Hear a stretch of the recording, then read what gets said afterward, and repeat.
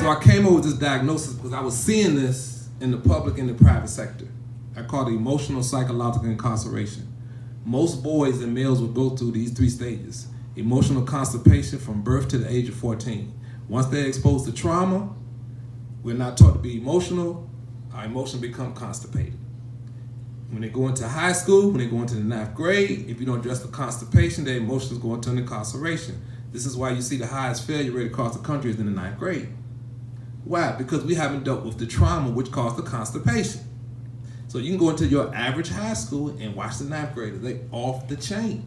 Why? Because we didn't talk about that constipation that occurred as a child. Now, if you don't address the incarceration, they go into a physical incarceration. So you will see a correlation between men of color in prison and the physical incarceration. And if you talk to them, most of the time they would tell you they suffer from an adverse child experience, which is the constipation, which never addressed. It goes into a constipation. They go ahead and do something crazy because they're constipated and incarcerated, and they go to prison. And that could be fixed real quick. But we have to introduce a concept where that's more acceptable. Because when you say mental health in general, we don't want to talk about it. Religion and mental health is 2 topics you don't talk about, especially in color in our community. So I think we just have to have a different way of bringing it to the table. My book, The Diary of an Emotionally Constipated Man, that was my whole concept behind the book. I wanted to introduce a way of having these constipated conversations without having the mental health connotation stigma attached to it, because there's nothing about my book where I reference mental health. It's 2 stories. My personal journey growing up, my constipation, my incarceration. I've never been physically incarcerated. Then I have case studies of individuals who went through those 3 stages. Boys, grown men, young men, adults, and children. So I think it's the way we bring it to the table to get people to start to feel comfortable having this. We have to have the conversation because we know it's killing us, emotionally and physically. Like you were saying, that's why I brought my mask. You have a lot of people walking around with the mask on. And I have a teardrop on my mask. The teardrop represents death because they're operating, walking around in emotional death. And they're scared to release that constipation, that incarceration. But once they release, their life will change. And that's what we have to do, especially as males. We have to have these constipated conversations with the police officers. We got to sit down and really go into our own, because if you're constipated and incarcerated, and you're in the service industry and you don't address your own constipation, how can you help somebody else? So that's how I think we can. That's the basis of my book, The Diary of an Emotionally Constipated Man, because I want all of us, especially as males, to have these conversations, starting in elementary school. Because boys are taught not to express their emotions. So they're misdiagnosed. ADD, ADHD. No, you constipated. You incarcerated. You need to talk. You need to get that out of you.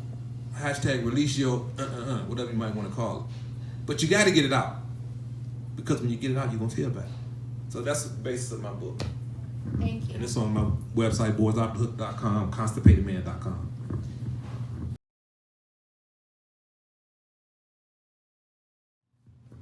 And finally, Josh King, can you please tell us a little bit? You've talked a lot about some of your points and personal stories you shared. You're a retired Army MP. Can you share with us, you're running for Prince William Sheriff. What propels you to say that, I know you've run for office before, but what made it now that you decided that I really need to throw my hat in the ring and run for Prince William Sheriff office? What compels you to do it right now?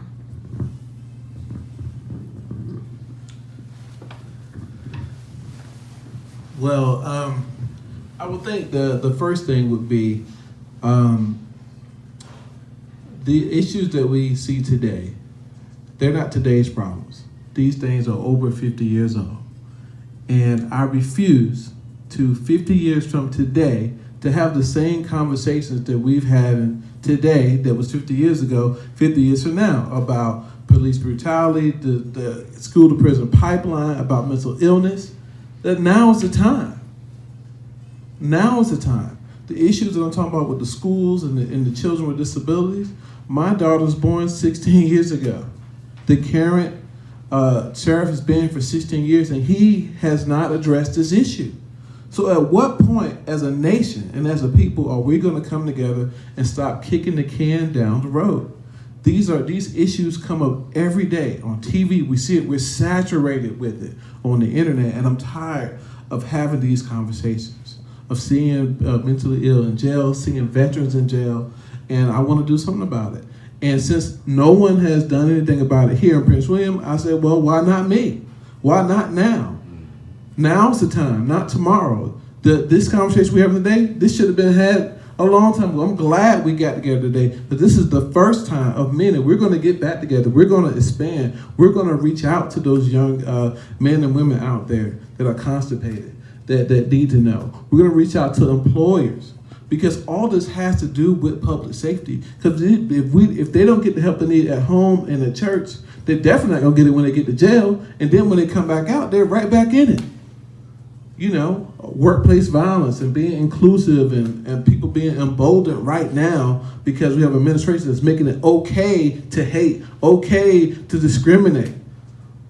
These are old issues, and we're going to have new conversations, and that's why I'm called a progressive Democrat, because the difference between progress and change is just changing having the same conversations, talking about it differently. Progress is having new conversations. We should have new conversations. We should not be talking about civil rights and voting and school pipeline. They call it something different. They called it something back in Jim Crow. They called it something else. So that's why the time is now, and I need everyone here to go out and find someone to vote, because voting is on June 11th, and we have to come back again on November 5th. And the choice is clear. If you want to have another 50 years, then go back with what you have. Keep the same people in office, because they've had their chance, not just here for the sheriff's office, but for the county board of supervisors, for the town councils, and all that stuff. These problems were here before me, but I'm just saying that the buck stops here. You said June 11th? Yes, sir. Okay. Are there any more questions from the audience? Well, I do have a statement. Okay, 1 second. Let me pass the mic. You got it.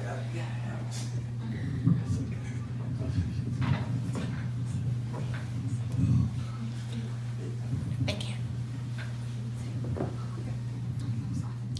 So I basically, I just have a statement. I just want to thank you for putting this together and for hosting this event. Thank you. Because mental health is an issue that we just don't talk about enough, and we need more awareness. I think it starts with education.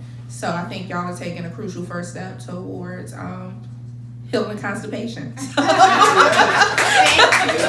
I want to thank you. Thank you. That's good. Okay. She want to get you on camera.